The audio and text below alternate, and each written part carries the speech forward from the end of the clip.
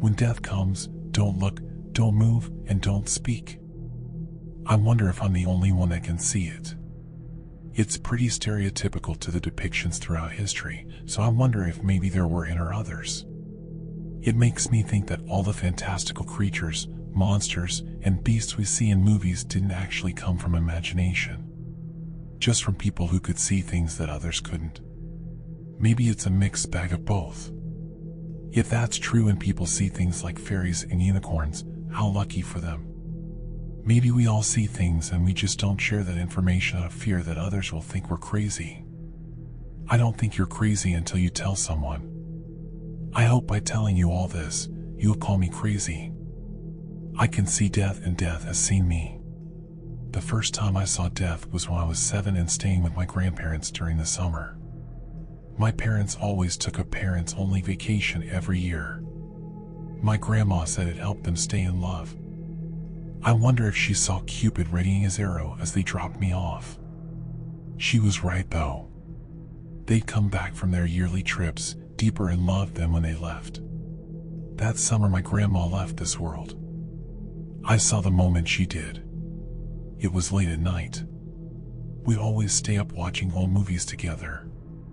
It would get late and she'd lay down and fall asleep on the couch. I'd be cradled in the crook of her legs. This time, she'd fallen asleep while we were watching a movie about a detective investigating the mafia.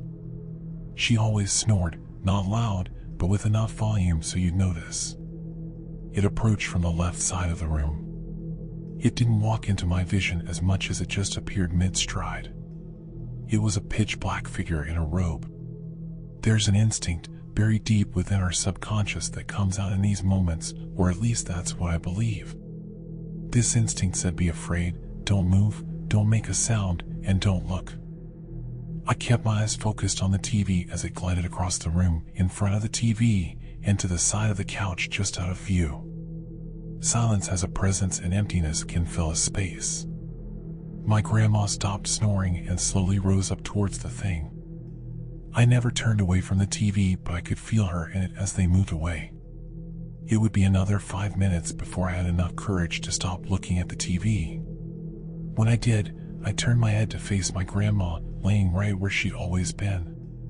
She was gone though, I knew it. Death has a feeling and I felt it that night. I would spend the rest of the night nestled in the crook of my grandma's legs. In the morning I would feel sadness as my grandfather gently nudged me awake. He had tears in his eyes. That emotion would always arrive soon after death. I wouldn't see death in person again until 15. It was the first football game of the year. We were up 14 and about to push the team into 4th down. My best friend started defense and I played offense. He played safety, the last line of defense. He wasn't the best at tackling but could break up a pass, something fierce. They had 5 more yards to go for the first down. They ran it for a big gain. The running back and Chris met in the middle, both with heads full of steam. Chris put his head down before impact. The play ended in a silence that seemed to last forever. Death appeared again, out of nowhere. That same subconscious cold chill shot itself through my body. Don't speak, don't move, don't look. But this time, I did look. How could I not? This is going to sound crazy, but do you know those movies where someone either dies or has an out-of-body experience? They seem to just float up out of their bodies and then look at themselves, still sitting where they were. That's kind of what happened here, except Chris didn't float, he was grabbed. Now that it wasn't a dark room, I could see it clearly. It was around 8 feet tall with that fucking scythe the same size as its body. It had those freakishly bony hands. A hood covered its head. It flipped the scythe upside down and plunged it into Chris's chest and pulled him out of his body. Chris rose, kicking, flailing, screaming in pain. Or at least that's what his face led me to believe. He didn't make a sound, but I could feel it. Hot tears arrived on my face. I screamed so loud. Death turned its head up from Chris and looked at me. Abyss is the only word I can use to describe looking into its hood. Then they disappeared and I could hear my own screams. The trainers ran out to the field. My screams were soon joined by his parents in the stands. The last time I'd see Death would be in my mom's hospital room when I was 29. She had been on the losing side of a battle with cancer. The doctor gave her a month. My father had been by her day and night in the hospital for what felt like the last 2 months. I told him to go home and get some sleep. I would stay with Mom. That night Death would come again. I was sitting in a chair right near the hospital bed facing my mom. I was holding her hand. She used to be a force of nature, but now she felt so frail. I was looking at her when that cold chill came again, and silence could be felt.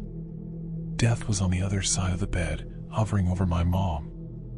I remembered Chris. I stood up and tried to push it away, but froze before my hands could make contact. I looked up towards its head and stared deep into the abyss behind the hood. I was filled with anger. I was there when it took my grandma. I saw it take Chris. It would not take my mom in that way. I yelled at it to leave, to forget about my mom. My yells turned to begs, which turned into sobs, which turned into silence. I fell to my knees crying into my hands. Death moved from the side of the bed over to me. It knelt down. I could feel it beckoning me to raise my head to its. I tried to resist, but I was powerless. As I stared into that abyss, its head slowly moved back to expose its face. I was looking at the true face of Death. I learned how I would die in that moment, or at least how I would have died. Next to my wife in old age. We'd go the same night, not leaving the other alone from a moment on this earth. That's how I would have gone. Now, I don't want to say how I'll die. Death was pleased with the information it had imparted. Happiness and anger, all wrapped into one emotion. That's what I felt from it. It stood back up and made its way back across the bed. It made me look at it as it tore its scythe into her body, violently removing what soul she had left. She looked at me, terrified and screaming. I could hear the screams this time. I laid on the ground crying through the night. I wouldn't stop until a nurse came in the room the next morning and found me sobbing in the fetal position. Tears no longer flowing. I know how long I have left and I know how I go. I'm telling you this now because I want to be crazy. I lay awake every night remembering what Death showed me. It's the only thing I see when I shut my eyes. I'm going to beat it to the punch though. I'd rather skip to the finish line of screaming on its scythe rather than lay around waiting for the death that is to come. So I'm writing this for anyone else who might think they're crazy because they see death just like I have. Just like I will. Don't speak, don't move, and don't look, and death will come and go. If you should feel the desire to, just know, death will look right back at you. My grandpa, a retired homicide detective, just told me the case that still keeps him up at night. I've heard a lot of stories from my grandfather. He was a detective for 27 years of his life, and I grew up listening to the tales of he and his fellow lawmen. As a child, he obviously amended the stories quite a bit to make them age appropriate, but as I grew up, more and more of the true stories came out. Starting about 2 years ago, my grandpa got sick. He's been on a slow decline ever since, and while it's been one of the hardest things I've ever had to deal with, his illness acted as the catalyst for a set of stories he'd never before brought up. He said he kept them filed away deep in the folder he doesn't like to open. He calls them the impossible ones. But this last one, the one he told me last night, he says it's the one that still keeps him up some nights, the one he thinks about every day. He said he's looked over the case files more times than he can remember, done a full re-examination of it all more times than he can remember, and it never makes any more sense. He said he only told me now because he can feel in his bones that he doesn't have a lot of time left. I recorded him telling me the story, so what follows is my transcription of the case, verbatim. I've only excluded his coughing fits and any off-topic remarks made during the telling of the case. The case was a murder/kidnapping, at least that's what it looked like, and it was me and Olson. I've told you about him. There was a family, the Nebels. There was Benjamin, the husband, Jennifer, the wife, and Katie, their 6-year-old daughter. One of their neighbors had gone out for the paper around 6 a.m. and saw the Nebels' front door wide open. When she went over to see if everything was okay, she saw the wife's body. The neighbor called 911 and eventually we were sent over there. Now, when I say there was no outward signs of a struggle, I mean it. There was no sign whatsoever that anything had happened, well, except for the dead body. But even her body, there were no wounds, no marks of any kind. I'm getting ahead of myself. On our way to the house, it came over the radio that the husband and daughter were unaccounted for.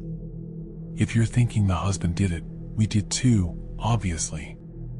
Problem was, both the family's cars were still in the garage. So we think they might be on foot. Some officers canvassed the neighborhood, and no one had seen them, including 2 neighbors that were on their porches for hours starting in the early morning. No one had heard any kind of commotion coming from their house either. I mentioned the wife's body. She didn't have a hair out of place. She was on her back in the kitchen, about a third of her upper body was under the table. We found out after the autopsy that, well, she just died. There was no cause that they could find. She'd been a perfectly healthy woman, didn't smoke, didn't drink, ate right, exercised. It was like she just blinked her eyes and gone from alive to dead. Anyways, we searched the house. We went through it with a fine-tooth comb, basement to attic, found nothing. No evidence of a struggle, no weapon, nothing. So we left. We'd spent hours in that house, thought maybe we should come back in a day or 2 with some fresh eyes. We went over to where Benjamin worked. He was a supervisor at a lumber yard. According to his coworkers, he'd shown up at work that morning just before 5 a.m. When he got in, he worked on this narrow crate thing he was building in his office, something he told his coworkers was a project for his house. According to the other morning supervisor, he'd only built about half of the thing. Around 6:15, he said he was running to the bathroom, and that was the last anyone saw him. They never saw him leave. While we were at the lumber yard, I realized I'd left my notes at the house. We drove back over there, and we got there while they were taking the wife's body away. As soon as we walked in, the stench hit us like a bus. It was what a newly discovered but long dead body smells like. We knew it obviously couldn't have been the wife. We asked a few of the officers and forensics folks that were still at the house what the smell was, and they told us that it only started a few minutes before we'd gotten back there. I'm not exaggerating when I say the smell was everywhere in the house. I've smelled some dead ones before, but this smelled like every wall in the place was lined with corpses. Pretty quickly, we found that the smell was strongest leading up to the attic. Now, I told you before, we checked the attic. I checked it myself probably 5 times. But we went back up, me and Olson. I was up the little pull-down ladder first, and when I poked my head up, I saw something. I saw a piece of wood, like a box, a crate. It was shaped kind of like a rifle case. Maybe 3 feet tall, 2 feet wide, maybe 6 inches deep, rectangular. It was standing straight up, and there was blood leaking from it. We called the photographers and all the people in there. They all do their thing, and finally they pull out all the nails and open the box. Out falls the husband. Think about that. This guy was maybe 5 feet 10 inches, 140 pounds, and he was put in a 3 foot by 2 foot by 6 inch crate. His bones were just a mess. His insides, all his organs, they were flattened. They were just wet, squishy pieces of fabric, almost. He was stuffed in there like, I don't know what like. He was just a rectangle of blood, skin, and parts. His skin had the discoloration of a body that had been dead for about 2 weeks, which obviously didn't make sense since they'd seen him at work that morning. He was also missing his eyeballs. We were standing there trying to rationalize the whole situation when something caught everyone's ears at the same time. A little girl's voice, calling out for help. What followed was a sequence of all the people in the attic and the rest of the house, and the people out on the lawn, and the few people that were standing on the other side of the yellow tape, all saying some variation of the phrase, "It sounds like it's coming from over there." Problem was, every single person swore they heard it coming from a different direction. Me, I heard it from right above me. No kidding. The first time I heard that little voice say "help me," I looked straight up, right up to the rafters. Of course she wasn't there, it was just my brain's response to where it perceived her voice as coming from. We had to listen to every one of these people tell us where they thought they heard her voice coming from. People swore up and down they heard it coming from the kitchen cabinets, the bedroom closets, the refrigerator, the tank behind the toilet, for God's sake. People on the street said they heard it from underneath cars, behind trees, on the sides of the houses next to the Nebbles. Everyone heard her voice for about a minute and a half, 2 minutes tops. And then it just stopped. About 2 weeks after that day, the wife's sister had a funeral for Jennifer. It went fine, they buried her, all that. The husband's remains were cremated not long after that and put on display in a different part of the cemetery. I don't remember exactly when it happened, but at some point over the few weeks after he was cremated, someone stole his urn. It was missing for about 6 months, and then one day we get a call, find out a groundskeeper at the cemetery had called in. The wife had been dug up and posed like she was leaning against the grave, just relaxing. She had the urn in her hands, but it was wrapped in skin. Well, they tested it, and it was the husband's skin. They pretty well reconstructed the man after he poured out the crate, and he hadn't been missing any skin. And remember I told you his skin was discolored? Well, this skin was perfectly preserved. And inside the urn, with his ashes, there were 3 eyeballs. Only one of them was the husband's. It's been, 22 years? I still hear that girl's voice calling out sometimes. And I don't mean my memory or mind is playing tricks on me. Ask your grandmother, she's heard her. The same 6-year-old voice. And then, I remember it was 2007, May 12th, I was going to pick up a pizza for us. I saw that girl. I saw Katie Nebel. I don't mean I saw her grown up. I don't mean I saw a little girl that looked like her when she was young. I mean I saw that fucking kid. She was standing outside the Walgreens right by our old house, crying. I pulled over and got out of the car, and I started to walk up to her. I can't explain how I felt in that moment. I was nauseous. I was so afraid. Terrified. More than I've ever been. She looked right at me and said in that same voice, "Help me, please." I don't know what the hell happened, but she just disappeared. I never took my eyes off her. She was just there 1 second, gone the next. I thought I was losing my mind. I was seriously worried about my mental health. But then, about an hour after I got back home, the phone rang. It was Olson. Hadn't talked to the son of a bitch in 5 years, and he called me that night. Said he saw Katie Nebel sitting on a bus stop bench, crying. He lived on the other side of the country. Killed himself the next day. My grandpa took a deep breath after that. There's never a good ending to these stories, I know. If there was, they wouldn't be the impossible ones. I'd have figured them out one way or the other.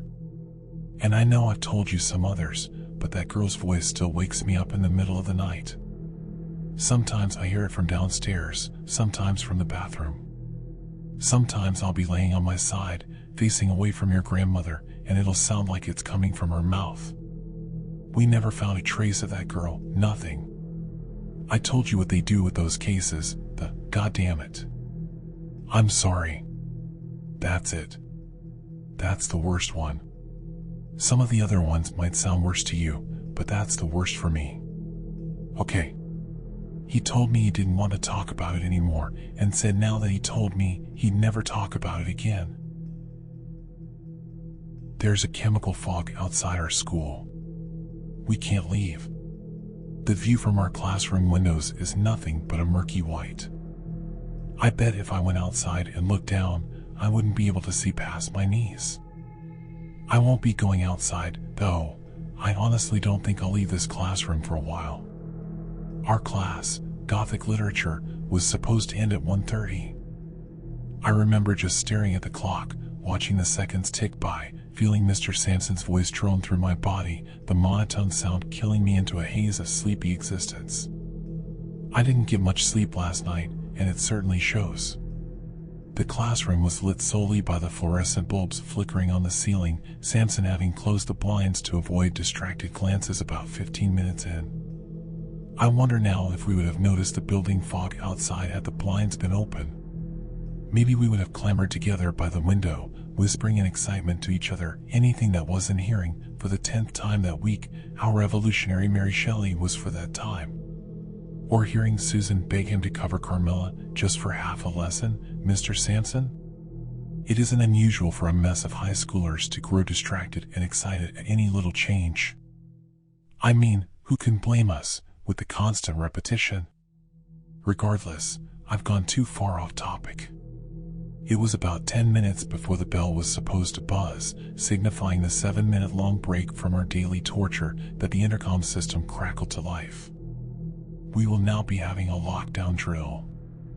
We request everyone stay calm and follow the instructions of their current teacher. If you're outside your classroom, we ask that you please make your way back in a timely manner. Thank you. I heard the collective groans of students who didn't want to crawl under their desks in the dark. Really, the only thing worse than this lecture is the singular sound of your desk mates breathing penetrating a heavy cover of silence. Nevertheless, we're used to lockdown drills by now. The class shuffled slowly, desks creaking as students stood and crouched. Susan shoved herself under the teacher's desk, whilst Jamie and Audrey stood shoulder to shoulder in the tiny alcove just behind the doorway. We all waited with frustrated bated breaths, knowing that in just a few seconds we'd hear someone try the doorknob, apparently to scare us. It never works, and then the intercom system announced the drill was over. But those sounds didn't come. Instead, all there was? Silence. The reintroduction of sound started with a couple in the back corner whispering and giggling to each other. Students, growing more impatient, began talking to each other. It took 10 minutes before Mr. Sanson himself moved to his desk, shooing Susan out in the process in an attempt to get some work done. 10 more minutes passed. He grew frustrated and motioned us back to our seats. That was when someone peeked outside. I'm not sure what they were looking for, maybe to see if this was a different sort of drill, or if maybe it wasn't a drill at all. It didn't take long for everyone else to be made aware of the oddity that was the outside world. Hey guys, I can't see outside.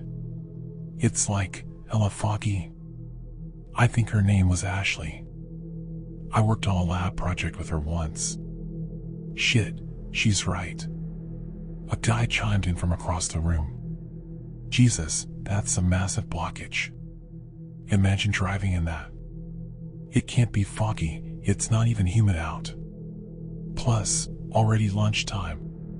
Way too late for fog. Susan snorted. You know. Like a smartass. Well, it's clearly something.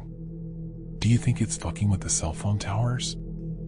I don't have any reception. Ashley spoke again. Guys, come on. No phones in class. We just touched on this day before yesterday. Despite Samson's protests, there was a quiet murmur of agreement. People who either checked their phones prior and noticed the same thing, or those who were checking them now and, well, noticing the same thing. Weather does screwy things, guys. Who knows?